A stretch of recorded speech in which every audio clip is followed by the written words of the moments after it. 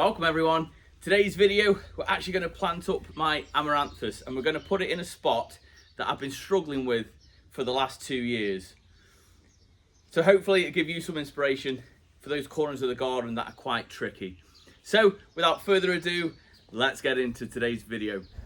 So this is my tricky spot where I can't actually get anything planted into the ground. So this is the pots we don't see so much, but this is my collection of pots. Nothing exciting, but I've actually found something that I really want to go in that spot just there. But like always guys, I like to show you the good and the bad. This is currently my greenhouse. The only thing left in is the dahlias, which are hardening off overnight with the mini greenhouse open to get some nighttime temperatures on them, ready to be pinched out and planted out maybe next week or the week after. But let's get cracking on this job. Now I'm not worried too much about what kind of plant pot goes here, as amaranthus is a lovely cascading plant and it will cover it anyway. So as you can see, I've gone through the pots. There's nothing too exciting, but I've come across this lovely, it's like a whiskey barrel. The bottom actually dropped out of it a couple of years ago now, and I haven't used it since. However, this won't matter. I'm just going to place it down. I haven't got the energy to knock out the concrete, so I'm just going to simply plant it on top. It's a bit of a dead space for me, but it will create a little bit of interest just right at the front of the garden. Again, give it another sort of dynamic with a lovely cascading amaranthus, which I've grown from seed. I'm really excited to get this done. I'm going to give you a couple of tips as to how I've done it and how I've saved a little bit of money on it, like I tried to share with you guys. So let's get cracking. So this is the other angle. The plant we're doing is just at the bottom here, and for me it's all about height all the way down. Just at this space here, it's always been a dead spot, so I'm excited to get this bit done. And as always, I'll show you everything as we get through the season. So just here is concrete, because we've got a washing line, which I actually want to spray black, but I'm not too precious about it. And then this is all concrete, so I'm simply going to sit this straight on top. I've got soil right next to it just here, so it will drain off nicely. I'm not going to line it because I'm not too worried about keeping this pot. And then let's fill it up, right? And I'm going to show you how we can do this on the cheap. A couple of different ways we can do this then. Obviously you can just bang multi-purpose compost in at a little bit of your expense. I've actually got some old compost from last year that I grew some tomatoes in that won't have any nutrients in, but it will be like a lovely soil conditioner. And what we're going to do is we're going to add some nutrients to that. So we'll add some chicken manure and fish blood and bone, just to add the nutrients that it likes. It's not going to cost me any money because I've already got that.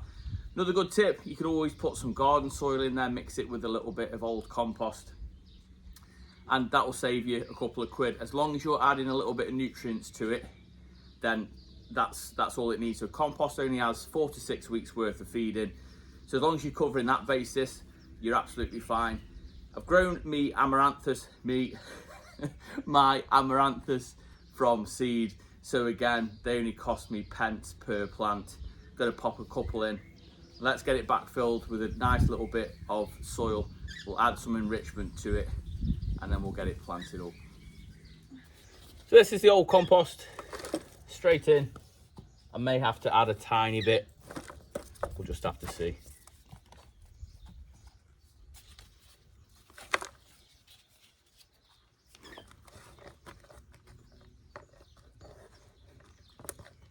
Chicken manure, straight in, give it a mix. Then this is my Love Lies bleeding, also known as amaranths. It's got 7 plants in there to be exact, so it's quite a lot of plants to go in here, but I know I needed more than one. Everything else I pricked out and put into singular cells, so I'm happy to get this in here. Just pinch the roots out a tiny bit. I'm going right centre to the pot.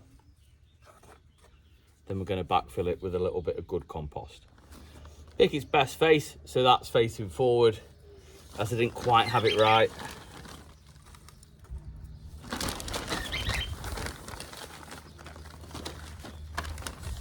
If anyone's interested, this is a brand called Groshaw.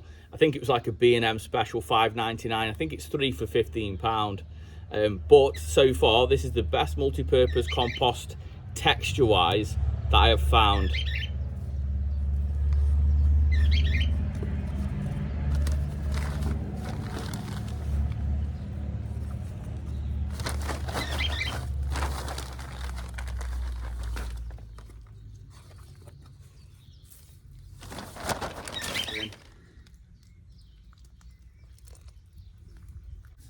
Just got my clematis tied up behind it.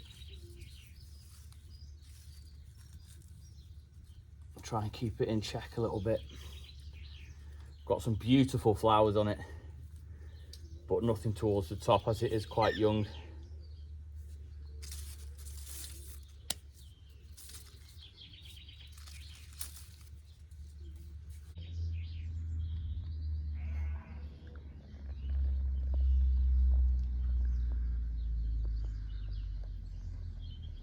There we have it.